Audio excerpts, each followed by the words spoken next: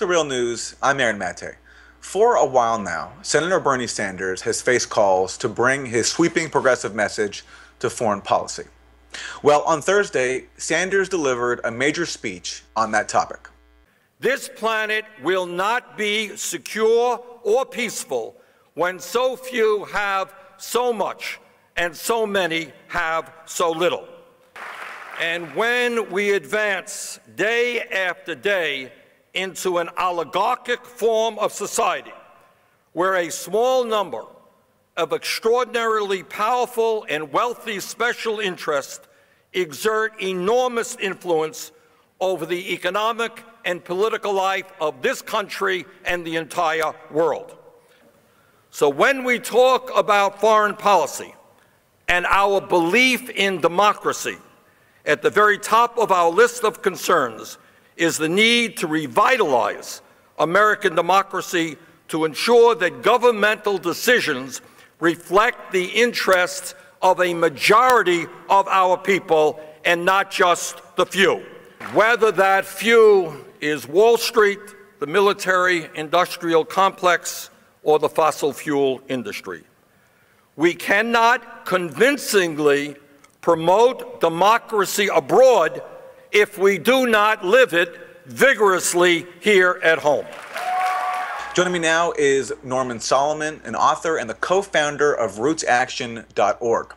During the primary, Roots Action launched a petition urging Sanders to speak out on militarism and corporate power.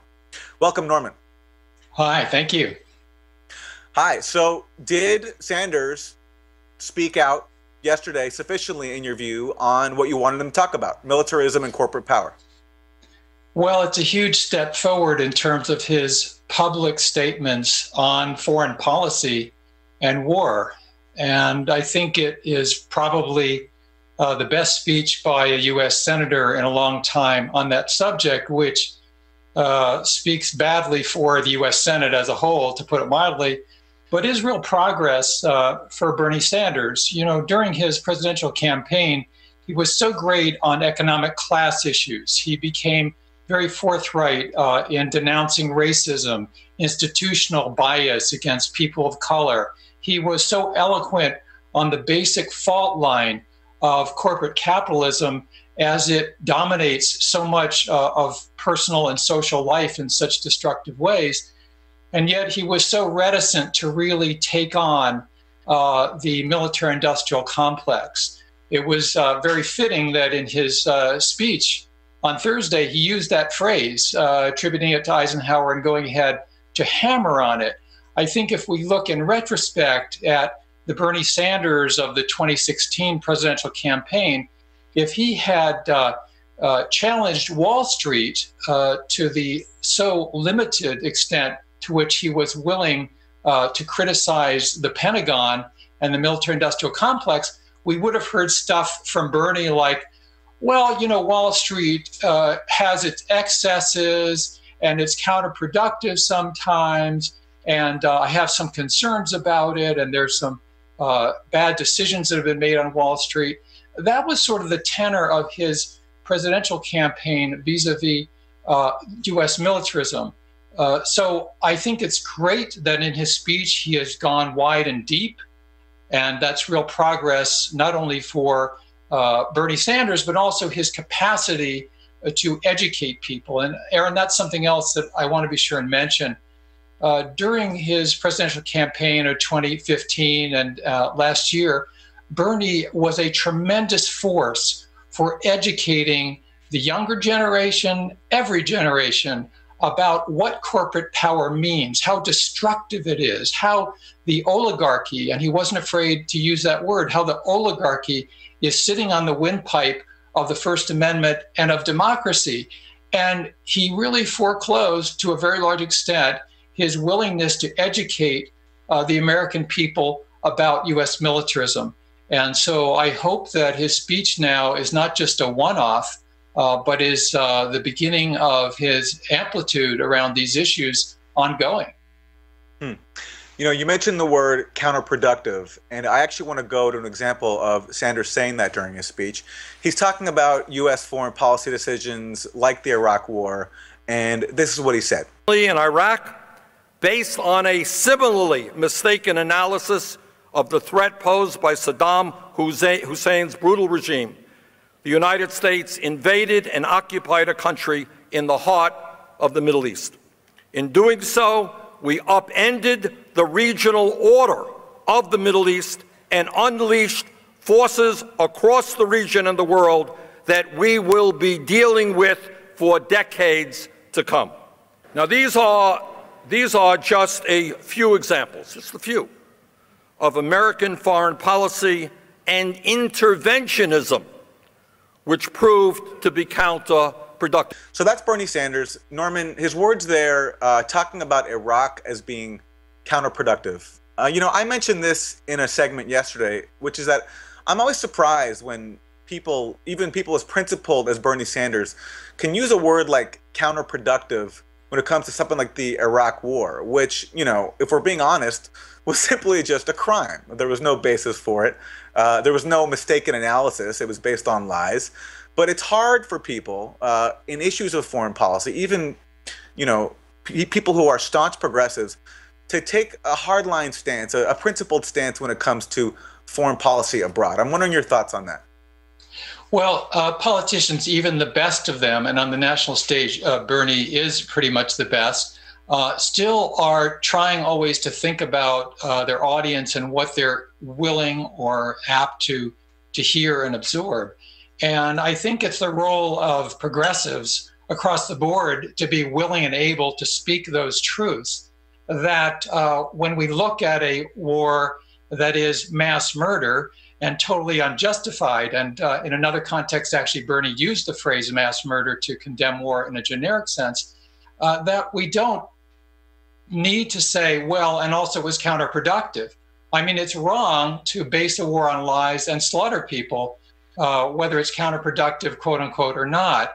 I think that many US politicians, particularly of the liberal bent, will say that a policy is counterproductive and they'll stop there.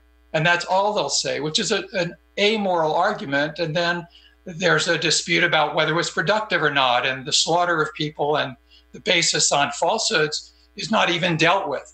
So I think in this case, if you put Bernie's statements in context of his speech of close to an hour, he did make profound moral arguments as well. And so it doesn't concern me all that much compared to the way politicians usually just talk about productivity and leave it there.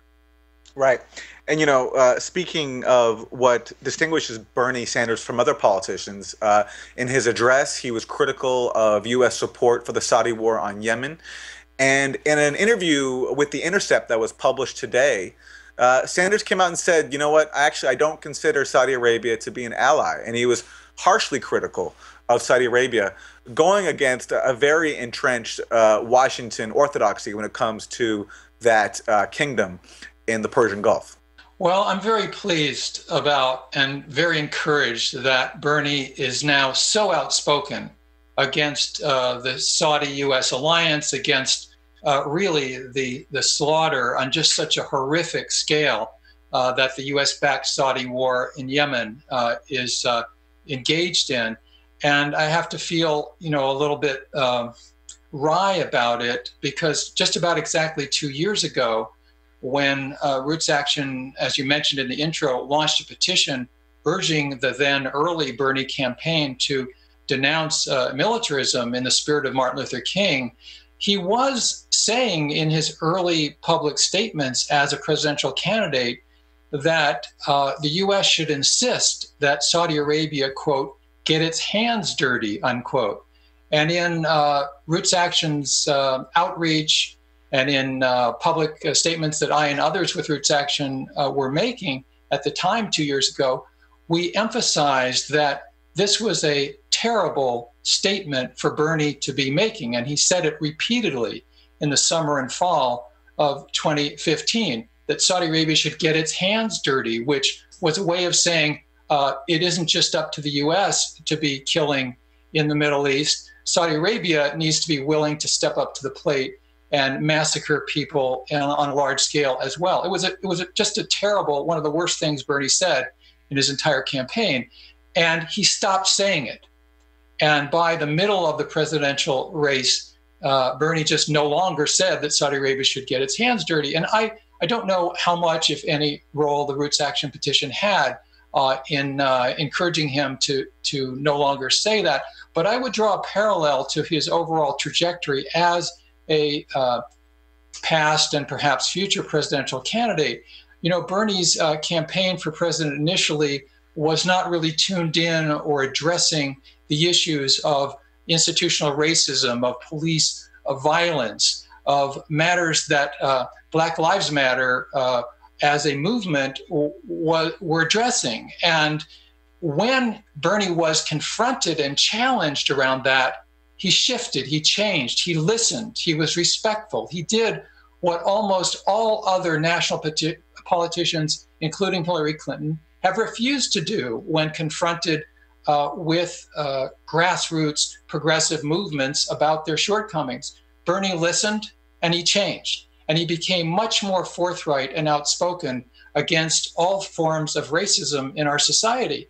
And I'd like to think that while, unfortunately, it didn't take very much during the 2016 campaign, that the very strong anti-war, anti-militarism sentiment, even if it isn't manifested really strongly all that often, coherently as a movement, that the sentiment and understanding that is so widespread in this country, not only among progressives, but libertarians, against U.S. militarism, that Bernie is incorporating that sentiment, that widespread feeling in this country, which he clearly has some affinity for, into his widened stump speech, if you will.